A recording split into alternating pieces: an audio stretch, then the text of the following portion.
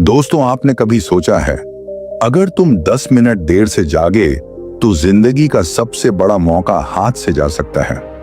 क्या हो अगर तुम्हारे हाथ में किस्मत हो और तुम उसे खो दो सिर्फ इसीलिए कि तुमने कहा अभी बहुत वक्त है। आज की कहानी एक ऐसे युवक की है जिसने समय की कदर नहीं की और एक दिन सब कुछ गवा बैठा। शिवपुर नाम के एक शहर में अर्जुन नाम का युवक रहता था। अर्जुन समझदार था, लेकिन सबसे बड़ा दुश्मन था उसका आलस्य। हर जरूरी काम वो ये कहकर टाल देता कि कल कर लेंगे। उसके माता पिता उसको बहुत समझाते कि बेटा, तुम्हारा यह समय बहुत कीमती है, बुरे काम छोड़कर अपने पढ़ाई लिखाई पर ध्यान दो। लेकिन अर्जुन को लगता कि ये सब पुरानी बातें हैं। कुछ दिन बाद अर्जुन पढ़ाई करने के लिए शहर गया, लेकिन वहां भी उसकी आदतें नहीं बदली। दिन भर रील्स, मस्ती और खाली बातें, जैसे कि उसकी पढ़ाई कहीं खो गई थी।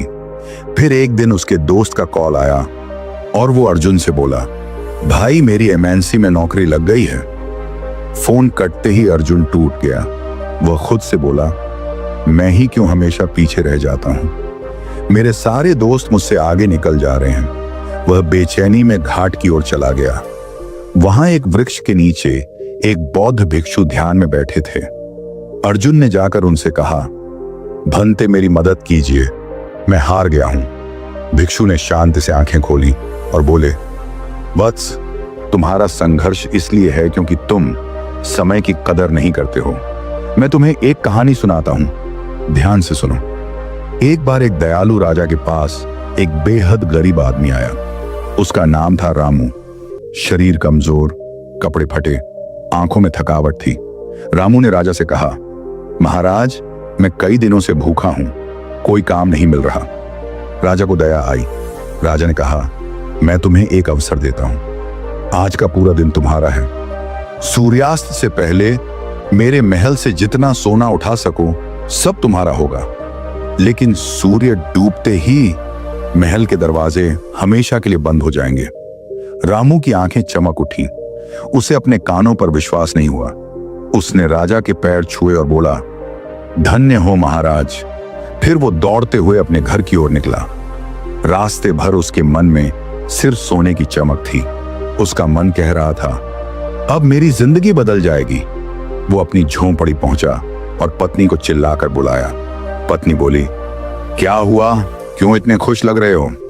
रामू ने पूरी बात बताई, राजा का प्रस्ताव, सोना और सूर्यास्त की सीमा।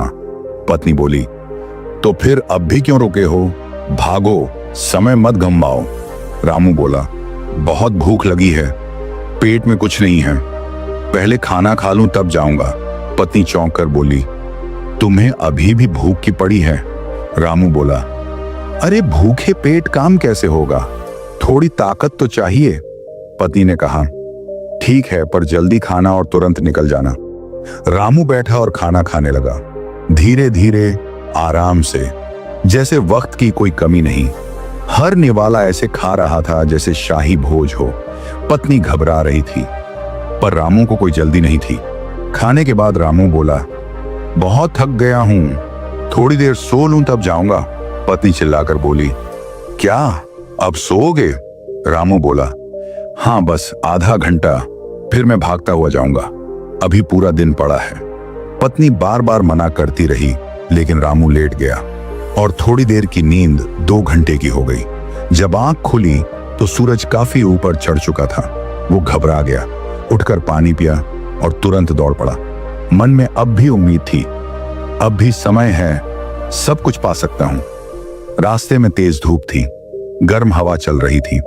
थोड़ी दूर चलकर उसे एक बड़ा सा पेड़ दिखा।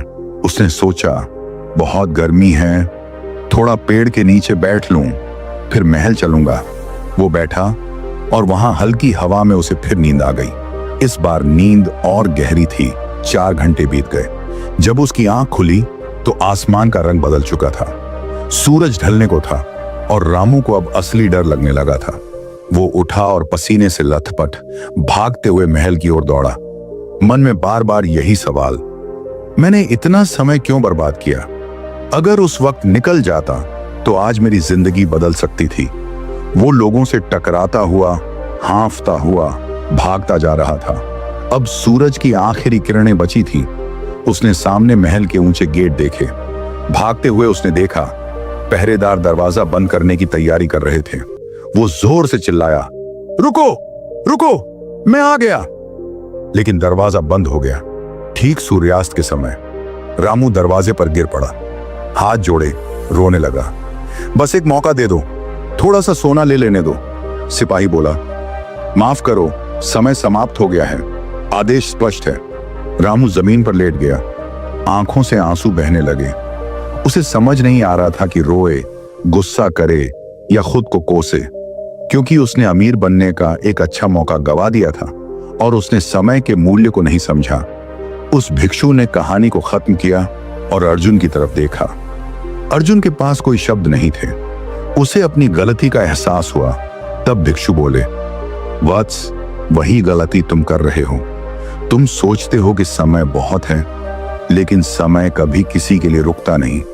या तो तुम समय के साथ चलो या समय तुम्हें छोड़ देगा।